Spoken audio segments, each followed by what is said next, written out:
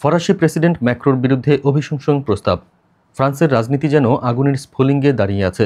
Paris থেকে শুরু করে জাতীয় পরিষদ পর্যন্ত চলছে এক অঘোষিত যুদ্ধ। প্রশ্ন হলো, এবার কি ফরাসি প্রেসিডেন্ট ইমানুয়েল ম্যাক্রোর আসন কেঁপে উঠছে? ধাপে ধাপে নাটকীয়তা বাড়ছে। বিরোধী শিবির শুধু সরকারের নীতির বিরুদ্ধে নয়, সরাসরি প্রেসিডেন্টকেই লক্ষ্যবস্তু বানিয়েছে। সংসদে ইতিমধ্যেই উঠেছে অভিশংসন প্রস্তাব। এর পাশাপাশি সোমবার জাতীয় পরিষদে প্রধানমন্ত্রী ফ্রাঁসোয়া বাইরুর সরকার অনাস্থা ভোটের মুখে পড়তে যাচ্ছে। বামপন্থী থেকে ডানপন্থী প্রায় সব বিরোধী দলই একজোট হয়ে মাঠে নেমেছে। পর্দার আড়ালের কারণ ফ্রান্সের ভয়াবহ অর্থনৈতিক সংকট।